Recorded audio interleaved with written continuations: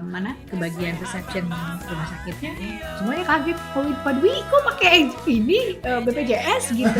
Terus tapi intinya adalah fokusnya kepada pelayanan si anakku itu dulu gitu. Jadi buat aku sih membagikan cerita, foto, video gitu ya, itu sesuatu yang berangkat dari pengalaman pribadi yang jujur, apa adanya. Dan buat aku BPJS Kesehatan.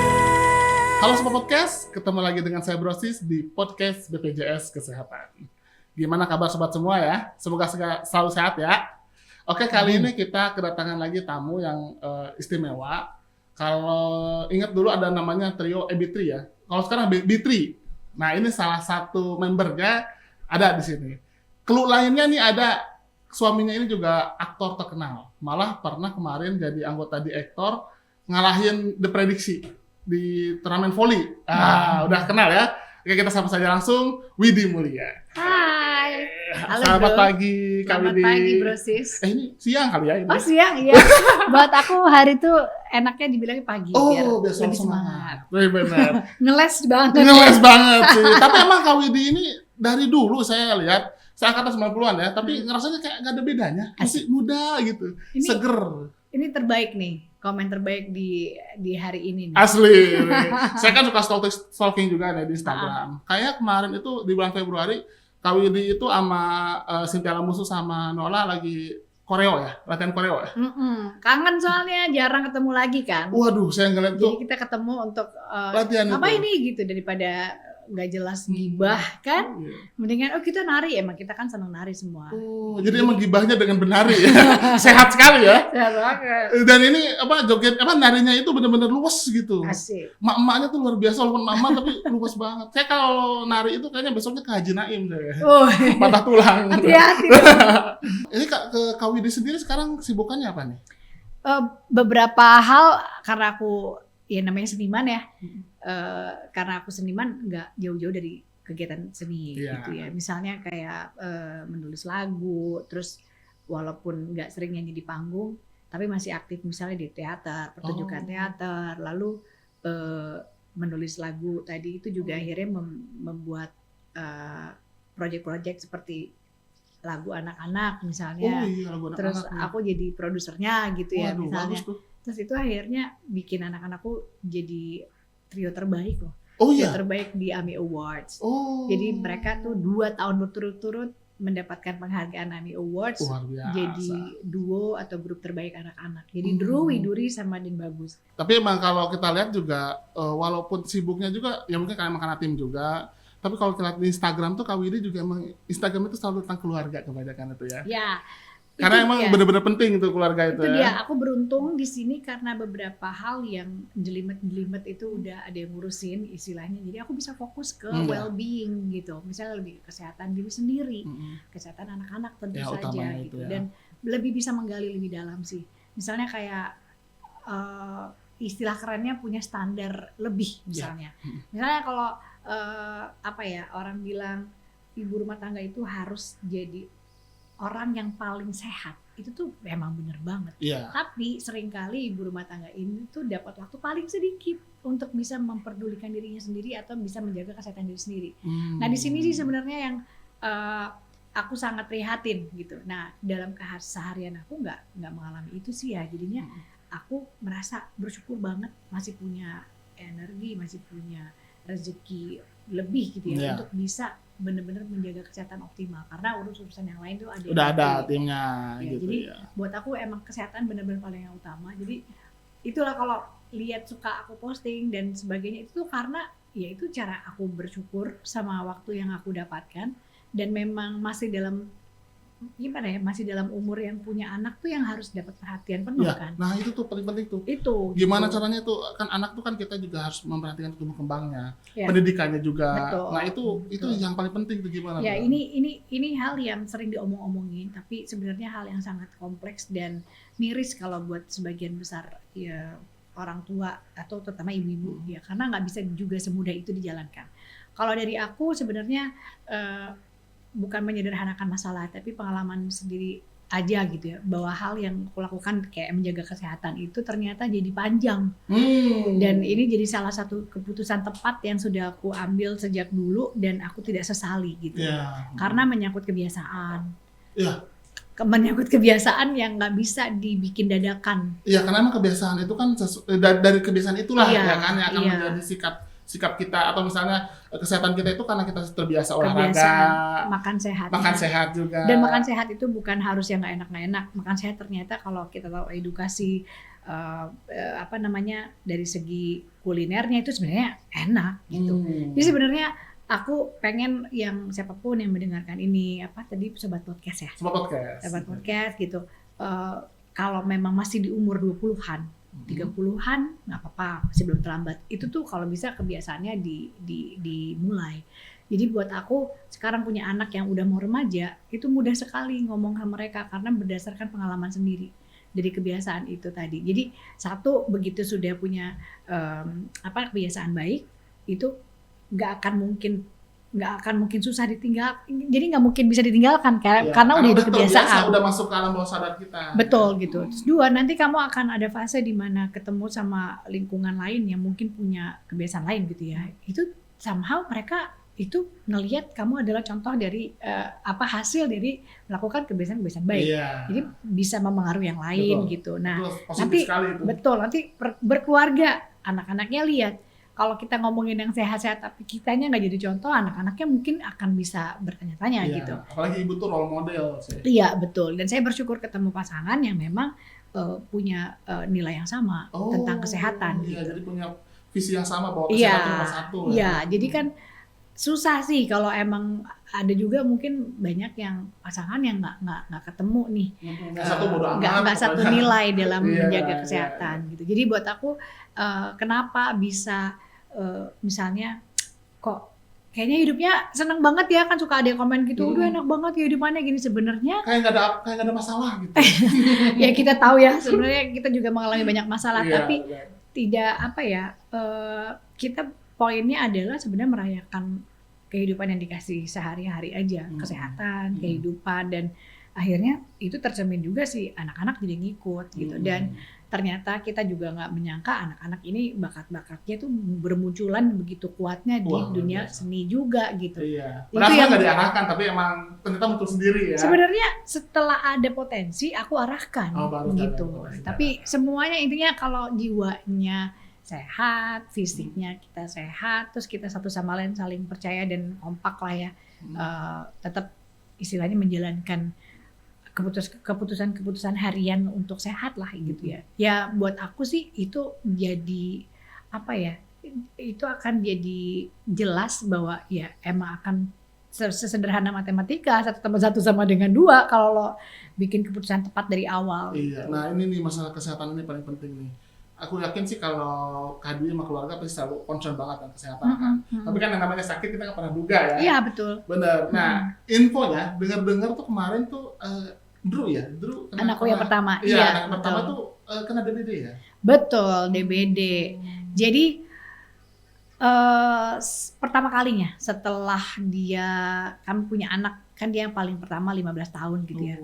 Bahkan sebelum punya anak aja kami menikah, aku tuh nggak pernah mengalami sakit dirawat inap. Aku seumur hidup. Oh iya, seumur hidup belum pernah. Seumur hidup belum pernah sakit rawat inap. Dan sekarang Drew kena ya. Iya, terus berkeluarga, terus punya anak dari anak 1, 2, 3 belum. Nah, anak yang pertama 15 tahun juga belum pernah. Jadi aku ngerasa kemarin tuh kayak kecolongan, tapi di sisi lain ini kayaknya memang dikasih sebuah pelajaran yang banyak ngasih pencerahan. Nah, itu gimana tuh pas awalnya bisa tahu DBD gimana awalnya? Oke. Ini bagus banget nih, awal tahu DBD ini aku tuh banyak banget kayak ternyata gitu ya. Jadi yang kita tahu nih, mungkin sobat podcast juga udah tahu gitu. Kalau di rumah itu nggak boleh ada genangan air, tahu dong. Di rumah kalau ada kolam taruh ikan, tahu dong. Kalau ada beberapa kolam yang misalnya yang meragukan, kita kasihlah bubuk yang namanya, tahu dong. Iya, betul. Si abate, walaupun ternyata abate juga ada lagi, itu udah ditinggalkan. Tahu nggak? Belum pernah. Nanti kita cari edukasi lagi soal ini. Ada penggantinya yang lebih ramah lingkungan dan sebagainya. Nah kayak gini ini nih buat aku penting untuk disebarin. Sama ikan. ikan apa dulu yang ditaruh di kolam? Nggak sembarang ikan ya? Nggak sembarang ikan. Nah, ini sebenarnya kecolongannya adalah di sini. Ketika kami sudah melakukan fogging mandiri setiap minggu, karena kami punya alat foggingnya gitu. Sampai ada alat khusus foggingnya. Karena rumah kami itu memang cukup banyak pohon. Iya, dan terbuka ya? Betul. Jadi udah beberapa tahun terakhir kami punya itu dan pede banget 100%. Nyamuk-nyamuk ada tapi sebenarnya minim Yakin deh nggak bakal Aedes kena lah, aegypti ya. gitu. Dan memang ada asisten di rumah yang memang tugasnya keliling-keliling untuk ngecek. Dan memang di RT kami juga cukup sigap. Oh. Jadi selain ada fogging mandiri tiap minggu, tapi mereka juga ada yang istilahnya juru jentik ya, datang ke rumah gitu. Nah tapi memang semua agak berubah nih skemanya setelah pandemi dan sebagainya. Oke, nah itu. Gitu. Benar, Jadi benar. oke lah. Jadi sebenarnya satu itu dia. Kalau pakai ikan nih taruh di kolam ternyata nggak boleh ikan lele. Oh malah jangan ikan lele. Jadi ikan lele itu kalau kata suamiku dia temenan sama jentik nyamuk nggak dimakan itu. Oh gitu. Jadi situlah jenggreng begitu tahu ternyata di kolam kami yang ditanamin lele atau di ternak lele itu ternyata nggak makan nyamuk, banyak nyamuk Aedes aegypti ya dari situ gitu. Dari situ. Nah oke, itu kena DBD. Kita tuh tahu juga belakangan setelah udah kejadian kita bener-bener bongkar-bongkar rumah ternyata di kolam itu. Oke. Jadi kalau punya kolam ikan nggak apa-apa mau ikan apapun, tapi intinya sebenarnya ikannya juga harus kolamnya harus dikuras. Ya. Penting Kurasnya itu. tuh bener-bener kayak Benar-benar bersih ya. bersih dan jangan sebulan sekali juga, kalau perlu 2 minggu sekali. Nah Ya. PR nggak tuh gitu. Jadi maksud aku emang ternyata edukasi tentang detailnya Itu penting mencegah banget. DBD ini yang sosialisasinya menurut aku kurang. Aku kecolongan banget di sini. Oke. Itu satu. Dan kemarin kejadian DBD ini emang sebenarnya hal yang sudah kami tuh antisipasi, artinya gini. Anak-anak oke dari kecil, dari lahir ASI, sehat semua gitu. Jadi aku sama teman-teman belajar kesehatan ini kan aku punya grup teman-teman yang sama-sama belajar kesehatan. Kami sepakat, setuju banget kalau ibu-ibu, bapak-bapaknya juga, orang tua lah di rumah itu adalah dokter pertama yang yang anak kita tuh punya. Ya. Ya kan, sebelum kita pergi kalau lagi sakit pergi ke dokter itu Ke kan dokter pasti sebenarnya. iya ke dokter yang sebenarnya. Artinya bener-bener kami tuh dari dulu tuh segrup ini nih belajar dari dokter-dokter juga. Jadi adalah sebuah mailing list yang anggotanya tuh tersebar di sampai ke luar negeri semua. Namanya Milih Sehat. Aku boleh bilang di sini. Jadi kalau sobat podcast mau tahu, cari aja Milih Sehat. Ini ketolong banget. Banyak banget dapat informasi basic tentang kesehatan anak nih. Jadi misalnya beberapa penyakit-penyakit yang nggak melulu harus ke dokter gitu. Paling nggak kita di rumah bisa merawat dan tahu gejalanya melalui diagnosa medis. Jadi kita semua sebenarnya bisa punya akses untuk mengetahui berbagai macam penyakit, tapi bahasa penyakitnya itu tuh bukan bahasa urban ya, tapi bahasa yang secara diagnosa itu tuh medis dan bisa dicari keywordnya gitu. Dari sini kita tahu akses informasinya semua dan kita bisa pelajari sebenarnya perawatan yang paling dasar apa di rumah, apa gawat daruratnya. Sedetail itu. Jadi dari anak-anak bayi kan ibu-ibu kan juga perlu tahu itu.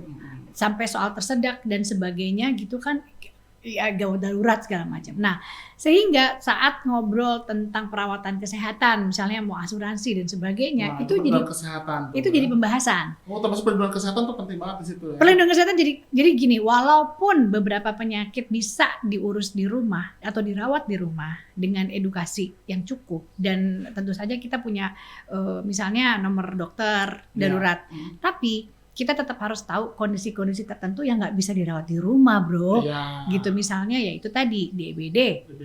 itu harus dirawat di rumah sakit. Benar, ya, tifus benar. atau diare, ya dan sebagainya. Jadi di sini tuh udah kita antisipasi, artinya kita tahu bahwa kita tetap punya harus perlindungan kesehatan. Nah, itu paling penting. Asuransi itu misalnya Iya. pilihan aku gitu, dan sejak punya anak 1, 2, 3 jadi nambah tuh. Sebelum punya anak asuransi kesehatannya cuma berdua sama suami misalnya. Begitu punya anak 1 nambah ya. Jadi polisnya jadi ganti 3. Sampai anakku 3 kan. Jadi kami berlima. Jadilah dalam beberapa tahun tuh kita bayar asuransi jiwa iya, bayar asuransi kesehatan iya. Kesehatan ini. Berarti kalau ini Berlima. termasuk yang benar-benar sadar banget bahwa pentingnya asuransi kesehatan. Iya, gitu ya. iya, dan bahkan ada lagi asuransi kecelakaan. Oh, ada sudah persiapan juga. Karena memang kita kerjaannya kan rentan dengan risiko-risiko itu tadi. Misalnya kayak aku masih syuting. Benar. Dan adalah di tahun berapa tuh bener-bener ada beberapa kejadian ya. Misalnya kayak ada bola lampu lah. Oh ya, itu pas kerja ya. Iya gitu, lalu ada beberapa hal. Jadi memang kita sangat dekat dengan risiko-risiko itu. Gitu. Nah, waktu itu gimana kejadiannya pas dulu sakit dan katanya pakai asuransi juga waktu itu pengobatannya. Nah, jadi sebenarnya karena beberapa tahun asuransinya ini yang aku beli itu kebetulan yang hangus. Nah, saat yang kemarin kejadian itu justru kami tuh masih lagi putus asuransi. Putus asuransi belum memutuskan mau beli lagi. Sedangkan Drew udah mau mulai keburu gitu. Jadi mirip kejadian kayak dulu aku punya aku pernah mengalami kejadian mobil hilang. Ketika tahun kedua mobilku hilang itu masih putus asuransi belum perpanjang. Jadi begitu mobil hilang udah nggak bisa klaim apapun, kita nabung dari nol. Gitu. Ya, intinya adalah kejadian-kejadian yang aku rasa sobat podcast juga mungkin pernah atau punya pengalaman, entah mungkin kamu atau mungkin yang terdekat. Jadi emang ternyata ada gitu. Nah, saat itu yang menolong aku adalah sebenarnya inisiatif mamaku yang sebenarnya sejak awal udah ngedaftarin bareng-bareng untuk punya si KIS itu. Oh, ini peserta JKN ya? JKN. Dari 2018. Oh, 2018. Jadi kau ini udah jadi peserta JKN 2018 ya? dari 2018 tanpa aku sadari. Oh, gitu. Baru sadarnya pas mau dirawat itu. Iya, pas karena ini udah nggak mungkin maksudnya udah nggak mungkin lagi dirawat di rumah, walaupun udah diinfus, aku pergi ke sebuah klinik terdekat, lalu diketahui udah ada bintik-bintik merah, lalu ada mimisan, udah kedua kalinya hari itu gitu. Jadi wah udah resiko banget. Jadi di situ kita udah mulai agak panik tuh. Emang nggak apa-apa sih, harusnya ke rumah sakit aja. Cuman kan wah biayanya bisa meledak nih kalau seandainya misalnya seminggu deh misalnya gitu ya. Cuma ternyata pas di data ada ternyata KWD di situ terdaftar sebagai peserta JKN aktif. Iya, walaupun memang masih basic karena kita nggak pernah menyangka pakai itu. Karena biasanya kan tinggal telepon agent, udah tinggal kasih kartu asuransi gitu. Nah, dilalanya memang belum diperpanjang. Kebetulan belum. Jadinya emang kayak ngalamin nih gitu. Nah, akhirnya karena memang mamahku sama kakak iparku memang udah punya pengalaman sebelumnya pakai JKN ya. Jadi disitulah pentingnya edukasi itu gitu loh. Jadi waktu anakku udah harus masuk ke rumah sakit, disarankan untuk masuk ke gawat darurat. Gawat darurat. Jadi cari rumah sakit swasta terdekat, terus masuk ke UGD-nya, lalu di situ baru diproses. Nah itu prosesnya itu apakah ribet atau gimana? Pas proses sampai dia bisa dapat ruangannya itu? Sebenarnya enggak. Jadi diakses dulu pada saat di IGD itu. Sambil ada kejadian kaget-kaget lah ya, karena begitu Bapak Dwi ke kantornya, ke bagian reception rumah sakitnya, semuanya kaget, Pak Dwi kok pakai ini BPJS gitu. Terus aku diceritain ulang sama dia gitu, terus kita ketawa-tawa aja gitu. Ya iya sih kalau emang punya kenapa nggak dipakai gitu, dan emang ternyata itu kan hak semua kan. Benar gitu, dan ternyata memang ya ini yang aku bagi di Instagram aku kan untuk orang-orang yang skeptis. Contohnya kayak aku waktu itu gitu ya. Ini kan hal-hal yang kayak ini menyangkut gengsi juga sih rasanya gitu. Kadang-kadang di kitanya nggak ada. Tapi kalau orang lihat kita, artis nih gitu. Sama kayak ini.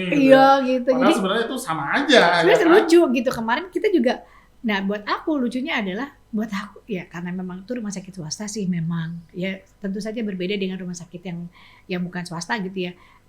Itu tuh udah nyaman buat aku. Udah nyaman ya. Jadi buat aku tuh pelayanannya udah bagus. Jadi walaupun mungkin salah satu perawatnya juga sempat gitu, cuman kita kayak nggak apa-apa gitu. Dan memang ini adanya yang kita punya saat ini gitu. Dan akhirnya ketika ya namanya bersimpati atau berempati ya kita sih seneng gitu loh. Tapi intinya adalah fokusnya kepada pelayanan si anakku waktu itu Drew gitu. Jadi buat aku sih lumayan cepat, pelayanannya cuman karena nggak nyangka aja. Nggak nyangka Jadi kaget cuman ternyata ada apa ya? Jadi sebenarnya itu kan reaksi-reaksi penting nggak penting gitu ya. Jadi intinya adalah ya nggak apa-apa. Jadi gimana nih anak saya, terus akhirnya diputuskan rawat inap kan gitu. Karena kan memang mendapatkan infus gitu. Dan memang untuk DBD kan sebenarnya obat-obatannya juga cukup ya memang basic kan, memang cairan kan Ya, intinya. betul. Sampai Kebanyakan itu emang. ya sampai trombositnya nilainya kan kita bisa monitor Iya. gitu. Tapi intinya adalah oke kok dirawat oke, terus aku juga dapat karena memang masih basic itu kelas 3. Oh, kelas 3 waktu Kelas itu. 3 itu masih belum, kita kan belum sadar punya itu dan emang kalau nggak ada kejadian itu ya, kita tuh nggak tahu ternyata sebasic kelas 3 aja. Itu tuh sebenarnya udah nyaman Iya. menurut aku. Benar. Tapi memang sekali lagi aku memang milihnya di rumah sakit swasta terdekat waktu Betul. itu. Karena emang kondisinya darurat. Pemilihan apa istilah pemilihan vaskesnya Pemilihan ya? vaskesnya. Itu Karena juga. emang ini sekarang itu kalau perlu diinfokan bahwa BPJS itu sekarang itu kan punya ini namanya transformasi mutu layanan. Transformasi mutu layanan. Jadi kita itu dengan vaskes kita menjalin komitmen janji layanan gitu bahwa emang peserta BPJS TKN itu ya itu tidak boleh ada pembedaan. Tidak itu boleh aku ada rasain yang tuh. ribet. Jadi kita Aman. slogannya itu mudah, cepat, setara. Itu. Jadi pokoknya semua itu harus menjalankan mudah, cepat, setara. Mudah klaimnya, cepat dalam prosesnya. Gitu. Jangan dibikin ribet lah ya. Jadi gitu. Termasuk antrean pun sekarang kan udah bisa online gitu. Nah, setara itu jangan sampai ini mentang-mentang BPJS cuma dikasih segini, yang umum dikasihnya banyak, nggak gitu sekarang. Semua gitu. rata aja. Dan ternyata kali ini ngerasainnya juga Ya, ternyata setara. Dan kalau memang aku sedari awal sudah enggak punya itu, lalu kita naik gitu ya ke level lain, mungkin aku nggak punya cerita sebanyak ini. Iya. Jadi begitu kelas 3 ya udah kita udah legowo aja. Yang penting anak dapat perawatan oke. Dan somehow kita memang ditaruh di posisi di mana kita udah nggak punya banyak pilihan gitu. Tapi begitu masuk, not bad ya. Ternyata tempatnya memang berenam waktu itu. Bukan berenam, ada 6 bed, betul. Tapi nggak semuanya terisi. Jadi cuman ada 3 atau 4 gitu. Jadi nggak sepenuh itu. Karena kan memang harus berbagi kamar mandi gitu. Tapi di malam kedua makin sedikit tuh. Kalau nggak salah kami tinggal berdua gitu. Berdua.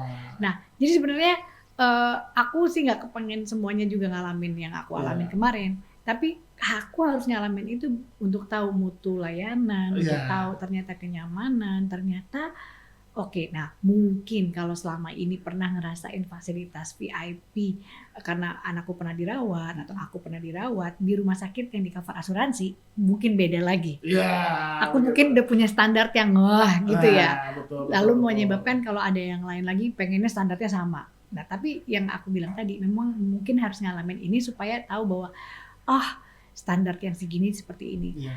Dan Mirip. bukti bahwa negara juga udah hadir di Betul, situ untuk betul, kesehatan betul. masyarakat. Ini kalau ini ya BPJS itu sekarang pesertanya nih dia itu sudah di atas 260 juta. Penduduk Indonesia itu kan 270 juta ya. Kita tuh tinggal 5% lagi, jadi udah 95%. Jadi semua masyarakat itu, makanya termasuk kami ini tiba-tiba punya kartu kan, tiba-tiba punya kepesertaan, itu karena emang sudah di cover gitu. Jadi supaya masyarakat punya hak kesehatan gitu sama. Itu mengagumkan. Ketika aku berbagi, sebenarnya berangkat dari rasa aku yang tergugah gitu ya untuk berbagi ini. Dan sebenarnya aku kan mulai nih, udah mulainya lama. Cuman kadang-kadang suka nggak konsisten berbagi dalam platform digital aku yang hanya media sosial ini. Itu harus yang jujur gitu. Jadi kepengen mulai aja bahwa sebenarnya apapun yang kita bagikan, cerita, foto, video gitu ya, itu sesuatu yang berangkat dari pengalaman pribadi yang jujur, pribadi apa adanya. Dan buat aku salah satu yang sangat menggugah adalah itu soal edukasi DBD, soal kita skeptis tentang pelayanan kesehatan dari pemerintah dan sebagainya. Akhirnya aku hanya berbagi biasa aja. Tapi setelah dibagi, gila banyak banget yang berbagi lagi. Jadi ini mungkin yang dinamakan kalau kita berbuat satu kebaikan, akhirnya akan tumbuh untuk kebaikan-kebaikan yang lain. Dan juga kan buat orang lain juga speak up juga kan. Iya, dan akhirnya menggugah yang lain. Iya, gitu. dan karena aku mungkin ada beberapa teman yang mungkin belum punya pengalaman itu ya. Jadi mungkin nggak tahu. Atau mungkin ada yang memang nggak mau. Ya gitu. Nah kalau di situ kan aku memang udah nggak punya pilihan lain dan ternyata kok aku tergugah gitu karena dapat pelayanan yang baik. Lalu oke, kita punya rezeki lebih untuk bisa bayar pelayanan kesehatan yang lebih baik, yang lebih mahal, yang lebih mewah misalnya. Tapi kita juga punya kebutuhan-kebutuhan lain loh, Iya, yang sebenarnya betul. layak untuk diutamakan daripada hanya mendapat kemewahan dalam Betul, sebuah pelayanan misalnya. betul. Jadi kan di sini kan, ternyata emang ini masalah pengelolaan uang, masalah kita memanfaatkan jasa layanan dari pemerintah, itu tuh hal-hal yang sebenarnya kita harus perlu lebih tahu juga. Gitu. Jangan sampai skeptis banget bro gitu ya kan. Iya. Nah kalau menurut Kak Widi sendiri nih, setelah mengalami nih ya, Ya. setelah merasakan, gimana Kak Widi sendiri melihat BPJS Kesehatan itu sendiri ya, sebagai layanan publik di bidang kesehatan itu, apakah memang sudah, menurut Kak Widi bisa dibilang layanan kesehatan kita tuh sudah setidaknya lebih baik atau mungkin sudah maju gitu? Oh iya, dengan pengalaman itu aku jadi kayak bisa menyaksikan sendiri dan akan bisa bersaksi juga ya gitu ya. Maksudnya emang berangkat dari pengalaman sendiri itu udah paling best sih. Iya. Jadi kita bisa ngobrol gitu. Dan kemajuan-kemajuan itu tuh emang udah dirasakan akunya aja yang agak nggak begitu nggak terlalu pengen peduli gitu, karena kan merasa nggak pakai gitu. Nah tapi setelah aku berbagi, aku jadi kayak wah ini pelajaran buat gue sih, ternyata segitu bermanfaatnya, nggak usah jauh-jauh, mamaku aja pakai. Iya, Jadi Mama mamaku juga itu kan pakai ya? iya cancer survivor, jadi kanker payudara, terus memang dirawat dan semuanya pakai BPJS tuh, pakai JKN ya ngomongnya. Betul. Jadi kakak iparku juga cancer survivor juga gitu, itu pakai juga. Dan yang terdekat mereka kan keterlaluan banget kalau aku tuh nggak begitu ngeh gitu. Nah jadi dari sini aku apalagi sekarang kita ada mobile-nya ya. Oh iya, sekarang Ada ada namanya aplikasi. mobile JKN. Iya, mobile JKN ya, karena aku masih newbie nih, coba deh Bro Sis coba jelasin deh. Jadi berkaitan sama ketersediaan kamar ya tadi kita ngomongin ya. Jadi gini, kalau sekarang itu di handphone, mau itu Play Store, mau itu App Store ya. Jadi pokoknya iPhone atau Android itu kita bisa download aplikasi namanya Mobile JKN. Tadi kayaknya mungkin timnya Kak Widi udah ada yang download tuh. Jadi memang Mobile JKN itu Aku udah download. Oh, udah juga. Kak Widi Iya, juga. cuman kan aku nggak begitu ngerti, Oh, makanya aku iya. minta tolong kamu Mantep, jelasin. udah download juga loh. Jadi gini Kak Widi, Mobile JKN itu yang udah Kak Widi download tuh, Kak Widi bisa akses banyak hal. Contoh ya, misalnya Kak Widi mau cek status peserta, Ya, aktif atau enggak, terus udah bayar atau belum, bisa cek di situ. lupa mungkin. Kan biar ingat. Oh dia nggak otomatis ya? Apa? Misalnya kayak nggak debit ke Bisa, rekening, bisa. Kita daftar auto debit. Daftarnya di Mobile JKN. Oh bisa juga. Jadi di situ Kak Widi ada bisa pilihan. ada pilihan daftar auto debit. Jadi Oke. bisa langsung dipotong. Terus misalnya Kak Widi misalnya kan kalau BPJS itu kan berobatnya ke fase pertama dulu nih. Nah, Kak Widi mau ganti, entah itu mungkin lagi anaknya, namanya Drew misalnya kuliah, mau dipindah ke klinik mana, nggak usah ke kantor BPJS. Nah, ini Dan jadi handphone pertanyaan. Ada yang berbagi juga di situ. Misalkan karena aku kemarin masih basic banget, lalu diubah untuk naik kelas, apa jadi mandiri ya? Ya, Sama mandiri, suamiku sendiri ya. kemarin tuh Kelas ternyata satu kan? ya jadi ke kelas 1 misalnya. Betul. Upgrade lah istilahnya ya. Nah itu ternyata nggak bisa karena by system kan harus nunggu sebulan Nunggu dulu. sebulan, Nah betul. di situ akhirnya ada juga yang ngasih tau pengalamannya. Malah ada yang bilang gini, Mbak, mendingan kelas 3 aja, nggak usah dinaikin. Karena saya naikin kelas 3, saya naik kelas 1 tuh saya bayar, saya upgrade gitu ya. Tapi ketersediaan ruang untuk kelas 1 itu ternyata nggak sebanyak ketersediaan ruang untuk kelas 3. Ada yang gitu. Nah lalu kan akhirnya dia bilang dan jawab sih, lucu deh semua dari postingan itu semuanya jadi Ada kayak juga komentarin juga. jadi apa kumpulan informasi tuh numpuk di Iya, situ, gitu. terutama terkait tentang JKN. Ada yang bilang ini tuh tergantung dengan vaskesnya. Kalau pakai rumah sakit ini apa-apa mungkin ketersediaan makanya ruangnya. kenapa kita siapkan Mobile di itu. Mobile JKN itu kita ada data namanya ketersediaan ruang rawat. Jadi itu update sekali. Jadi benar-benar terupdate. Jadi kita misalnya amit-amit ya, mungkin yang lain lah mau berobat, ternyata harus butuh rawat inap, bisa cek dulu. Misalnya mau ke rumah sakit A, di situ udah kelihatan kelas 1 sisa berapa, kelas 2 sisa berapa. Kalau penuh bisa jadi kan memang karena kondisi kayak sekarang KLB, pasti kan ruang rawat pasti banyak yang pakai. Iya, luar biasa ya. Nah, dengan adanya fitur untuk ketersediaan rawat itu bisa milih nanti. Oh, nyari aja yang lagi kosong. Udah gitu sekarang riwayat kesehatan pun bisa kita cek Kak Widi. Misalnya namanya iCare JKN. Jadi misalnya KWD pengen tahu nih, KWD itu sudah pernah dilayani itu apa aja. Oke. Itu nggak cuman rumah sakit atau vaskesnya yang bisa ngecek, KWD pun bisa tahu. Sih. Terus- Jadi emang lebih ringkas sekarang udah tinggal di tangan ya. Bener, dan juga Nyari. screening kesehatan juga bisa di sana. Nah, Screening kesehatan, jadi dengan gitu kita bisa tahu potensi kita, misalnya ada potensi sakit apa. Mm-mm. Kan kita nggak pernah tahu, kadang-kadang kita nggak percaya sehat-sehat aja ya. Mm-mm. Ternyata pas screening kesehatan bisa jadi kita ada potensi sakit anu, itu ada di situ juga. Nah, ini juga berkaitan karena satu anak sakit itu kan artinya wah itu jadi membongkar semua edukasi tentang kesehatan anak-anakku lagi gitu ya. Jadi aku sempat pengen punya rencana untuk misalnya memeriksakan kesehatan anak-anak tuh dalam arti kata selama ini makanannya asupan suplemen dan segala macamnya itu tuh sebenarnya udah cukup belum? Nah, bisa mungkin itu. Brosis bisa kasih tahu nggak kira-kira kalau memang mau menggunakan fasilitas dari JKN ini untuk ngeliat nih ngetes apa istilahnya screening kesehatan Ya, itu gimana? jadi sekarang itu tinggal di handphone aja, nanti ada fitur screening kesehatan online. Nanti ada pertanyaan-pertanyaannya sesuai dengan yang itu, sesuai dengan yang diperlukan. Misalnya dia bagaimana asupan gizinya dan lain sebagainya. Nanti akan muncul hasilnya. Oh Nah, gitu. nanti dari situ bisa punya gambaran. Bahkan kalau misalnya ternyata hasilnya perlu tindakan lebih lanjut, dia punya potensi sakit apa, nanti dia akan memberi informasi untuk segera ditangani di vaskes. Oh, gitu. kalau seandainya ada pemeriksaan lanjutan misalnya darah atau apa kayak gitu tuh berarti bisa juga bikin appointment-nya langsung di Iya, situ? sesuai indikasi medis ya. Misalnya Oke. sesuai indikasi medis dia perlu ngambil darah, itu ditanggung kalau emang diperlukan Oke. gitu. Jadi kalau BPJS itu atau JKN itu KWD, kita itu tidak berdasarkan orang itu sudah bayar berapa atau sudah deposit berapa, tidak. Pokoknya yang penting dia sudah aktif kartunya, sesuai ikuti prosedur sama indikasi. Jadi misalnya indikasinya misalnya melahirkan.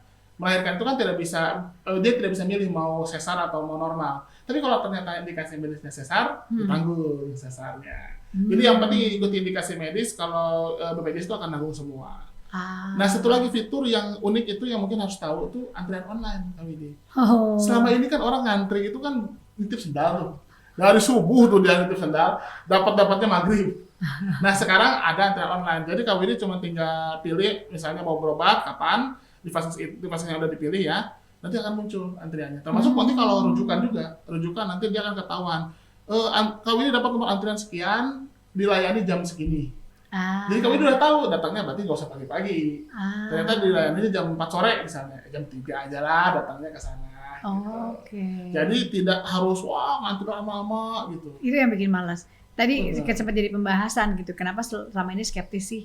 Karena buat aku skeptisnya itu karena itu tadi pelayanan yang lama, terus tempat-tempat yang nggak nyaman. Ya harus diakui ya anak-anak sekarang apalagi yang Gen Z ya. Oh iya. Mereka kan memang udah terbiasa dengan dinginnya mall, dengan kalau ruang untuk nonton bioskop aja tahu sendiri udah mewah sekali kayak di hotel-hotel kayak gitu. Jadi buat aku sih sebenarnya akhirnya terutama untuk melayani kesehatan mereka ya, maksudnya merawat kesehatan mereka itu banyak hal-hal yang aku harus pertimbangkan gitu. Jadi skeptisnya di sini tuh lebih kepada itu tadi. Iya, nah ini juga makanya kenapa Mobile JKN muncul itu ya untuk memfasilitasi Gen Z itu. Karena kenyamanan untuk ngantri waktu terbuang ya. Bener, Gitu. Jadi dengan kita tahu bahwa sekarang itu serba gadget ya, serba gadget dan orang juga serba pengen cepat, instan. Nah, sediakanlah Mobile JKN itu. Gen Z jadi terfasilitasi di situ kami di. Sekaligus ini sih untuk saya yang memang sebelumnya menggunakan asuransi banyak menggunakan asuransi sekian lama gitu ya. Dan ternyata ada beberapa edukasi juga gitu, nggak semua punya asuransi itu tahu asuransi yang dibeli itu tuh ternyata ada beberapa batasan-batasannya gitu. Jadi memang perlu tahu setiap apapun yang kamu punya atau beli. Benar. Gitu. Nah, kalau untuk BPJS sendiri kita itu batasannya cuman sesuai indikasi medis. Jadi nggak ada batasan. Jadi kalau misalnya contoh nih, KWD tahu ada orang cuci darah. Cuci darah itu kan seumur hidup ya. Kalau setahu saya sih jarang ada asuransi mau nanggung cuci darah karena seumur hidup berat ya. Kita tanggung tuh tanpa batasan. Bahkan misalnya walaupun dia baru bayar sebulan nih, ternyata harus cuci darah 2 kali seminggu, 2 kali sebulan, dan terus seumur hidupnya tetap kita tanggung.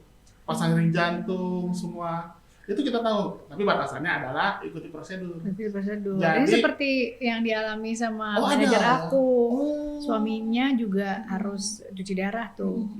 Itu full kita tanggung. Yang penting tidak request. Maksudnya kan kadang-kadang kalau misalnya kita maunya, kadang-kadang suka sok tahu kita kan, misalnya ada contohnya melahirkan deh tadi kan, maunya saya enaknya sesar nih. Padahal sebenarnya indikasinya adalah normal. Nah kita ikutin aja, itu semua ditanggung. Gitu. Kalau di BPJS Kesehatan kayak gitu. Yang penting itu kita harus bayar iurannya rutin Kak. Oke. Nah itu banyak masyarakat sekarang itu mungkin ya entah mungkin kesibukan atau apa, mulai skeptis. Boleh ini nggak sih? Boleh dikasih tahu harga-harganya berapa nggak sih iuran-iurannya? Ya, kalau kelas 1 itu 140.000 per orang per bulan. Setiap bulan. Nah, kelas 2 100.000, kelas 3 35.000 seorang sebulan. Jadi dia harus bayar rutin iuran. Kan kita tahu kan kadang-kadang mungkin ngerasanya kayak saya kan nggak sakit ya, ngapain saya bayar ya gitu. Padahal sebenarnya iurannya dia itu bisa buat bisa buat bantu orang-orang Yang lain. Itulah Yang kenapa yang lainnya jadi lancar pelayanan kesehatan. Itulah kenapa kita pakai prinsip gotong royong. Iya, iuran bersama ini. Iya, jadi menurut Kak Widi sendiri bahwa hadirnya BPJS di sini benar-benar ini ya. Ya, saya salah satu yang sangat terbantu sekali dan ternyata kalau kita tahu atau bisa memilih vaskes yang terdekat. Lalu kalau kita punya punya daya yang lebih misalnya untuk membayar, misalkan punya asuransi juga tapi misalnya punya memanfaatkan jalur JKN juga, sebenarnya tinggal update aja edukasi tentang layanan kesehatan dari pemerintah seperti JKN ini. Betul. Udah ada mobile dan sebagainya. Betul. Gitu. Jadi paling nggak aku sih karena punya anak yang sudah mulai remaja yang nantinya dia akan mandiri, segala hal yang bisa digunakan secara publik gitu ya, misalnya public transportation, termasuk juga ini kan pelayanan kesehatan secara publik, buat aku itu akhirnya cara yang efektif dan itu yang membuat dia tuh ajak di tempat dia tinggal, lalu dia juga jadi tahu bahwa dia tuh terkoneksi dengan satu dengan yang lainnya dan mau mengupdate informasi. Wih, luar biasa. Gitu. Nah ini benar-benar kita dapat insight yang luar biasa dari Kak Widi ya. Nah sebelum kita akhiri pada sini, ini biar seru nih kita mau ada tebak-tebakan dulu nih. Apa nih? Nah, aku main tebak-tebakan dikit lah ya. Coba ya. apaan? Biasanya tebak-tebakan ini. Contekan? Oh nggak ada. Ini tebak-tebakan lama loh sebenarnya Kak Widi. Iya. Ini banyak yang pengen katanya, kemarin kan kita share dulu nih, kita mau undang Widi Mulia. Nah terus ada yang ngasih tahu nih satu tebak-tebakan. Apa dong? Kak Widi, saya mau nanya nih. Ada pesawat lagi terbang, bawa batu bata, isinya 50 batu bata. Satu jatuh batu bata, sisa berapa di pesawat? Batu batanya? Iya, sisanya. 50 kan batu bata, jatuh satu, sisa berapa? 49. Benar. Gimana cara masukin gaya dalam kulkas? Aku pernah. Pernah. Ayo. Bisa nggak? Ini sebenarnya ini akan seru nih. Panjang soalnya nih. Ayo. Ya buka kulkasnya. Buka kulkas, masukin gajahnya. Oke. Gimana caranya masukin jerapah dalam kulkas? Iya, buka kulkas, keluarin gajahnya, masukin jerapah. Benar. Nah, singa mengundang seluruh hewan untuk mengadakan pesta. Harus ikut semua. Tapi ada yang nggak ikut. Apa itu hewannya? Jerapah. Kenapa? Karena masih dalam kulkas. Benar. Yoma, dia lagi mau nyebrang sungai. Sungainya katanya penuh buaya. Pas mau nyebrang kok nggak ada buaya. Kemana buayanya?